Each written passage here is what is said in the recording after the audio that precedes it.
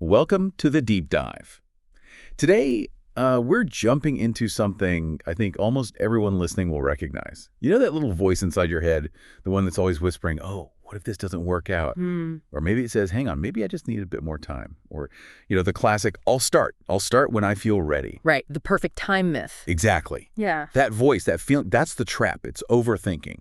And our mission here today is basically to give you a shortcut, like a blueprint maybe, to figure out how to break that cycle, to get out of your head and actually, start doing things, get into action mode. And what we really found digging into this is that overthinking, it often isn't just like putting things off. It's actually fear in disguise. Fear, okay. Yeah. And if there's one thing that really stood out, it's this idea that fear, it steals your momentum, just stops you in your tracks. Understanding that, really understanding it, it's kind of the first key to unlocking things, Yeah, that makes sense. So let's dig into that. Why do we even do this? Fall into this overthinking pit. It's not, like you said, just laziness or not caring. Turns out our brains are sort of hardwired to protect us. Right. The safety mechanism. Exactly. So when you're looking at something new, something uncertain, maybe a little risky, your brain immediately kicks into that what-if gear. Yeah. What if I mess up? What if people think it's stupid? What if I waste all this time and energy? All those negative possibilities. Right. It's your brain trying, with good intentions, to shield you, keep you safe from embarrassment or failure, or even sometimes the scary parts of succeeding. But the problem is that protection can become, well, a cage. That's a perfect way to put it, a cage. And that's when that careful what-if thinking slides into something else, something that really trips us up. We call it analysis paralysis. Oh, analysis paralysis. Yeah. Okay, so how do you know?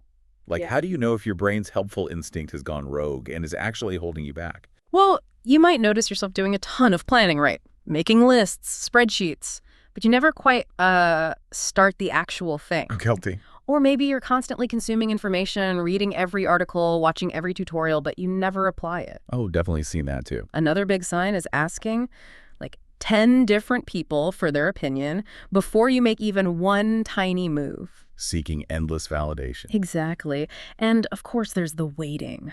Waiting for the perfect time, the right moment. Which, let's be honest, it never really shows up, does it? Never. Does that sound familiar to you listening?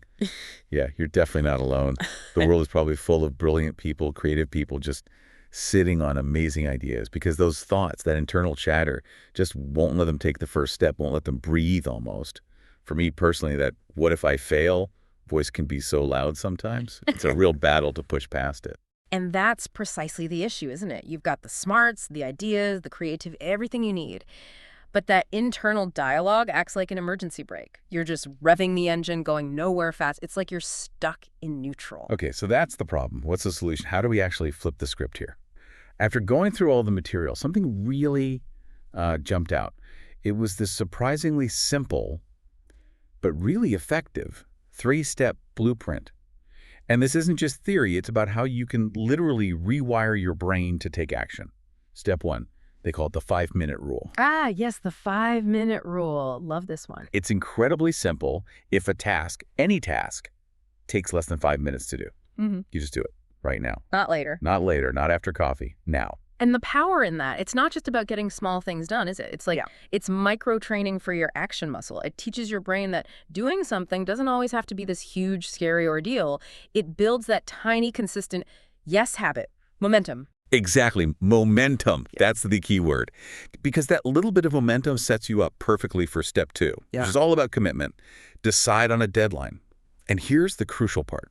Stick to it. Okay. The core idea we found here is that, look, if a decision is reversible, like truly reversible, it shouldn't take you more than 24 hours to make it. 24 hours? That forces your hand a bit, doesn't it? It really does. It encourages what they call a bias toward action. Right. So whether it's finally hitting buy on that microphone you've been researching for weeks, or sending that email you keep polishing, or, I don't know, posting your very first Instagram reel, give yourself that firm 24-hour limit. Commit. It cuts through all the endless back and forth in your head, forces a decision. Stops the deliberation loop. I like that. Okay, and step 3. This one honestly feels like a game changer. It's all about taking tiny, imperfect action. Imperfect being the key word there. Absolutely. The goal isn't perfection.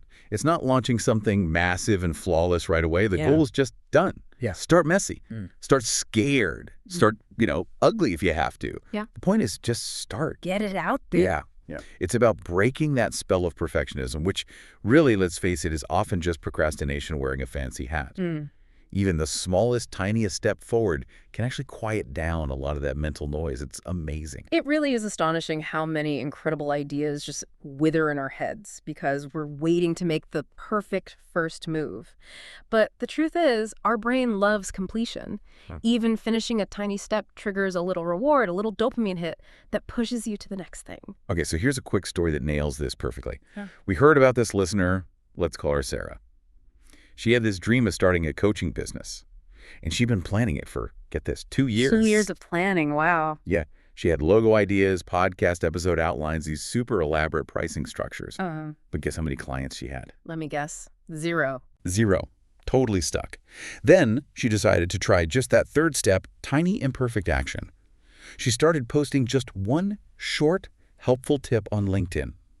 Every week. Nothing fancy, just a quick thought. Okay, simple enough. Within 2 months, just 2 months, boom, she landed her first paying client. Wow. Not because her website was suddenly perfect or her grand business plan was fully baked. Nope. Just because she finally did something. Imperfectly. And that story, Sarah's story, it's not just a nice anecdote. It shows you something fundamental. Action created the clarity. Thinking didn't. She didn't figure it out by thinking harder. She figured it out by doing. That's the real magic, isn't it? It really is. So thinking about Sarah, what's your version of that for you listening right now? What's that one thing you've been turning over in your head, thinking about, planning maybe, but haven't actually moved on yet? Here's the challenge. Before today is over, before you go to bed tonight, take one small action. Just one. Just one tiny step. Send that message you've been hesitating on. Sign up for that online class. Record a quick, rough intro video on your phone. Or maybe just open the damn document you've been avoiding.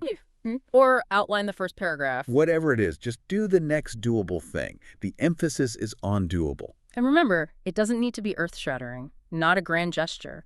It's about starting a ripple. That's it. The most critical part is figuring out the absolute smallest, most achievable thing you can do, like right now, to get yourself unstuck. Even a tiny bit. So here's the big takeaway, the core truth we kind of landed on in this deep dive.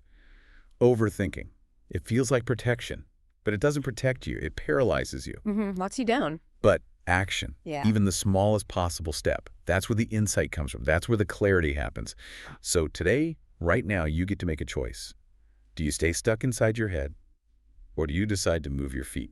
It's your call. You've totally got this. Start small, but please start now.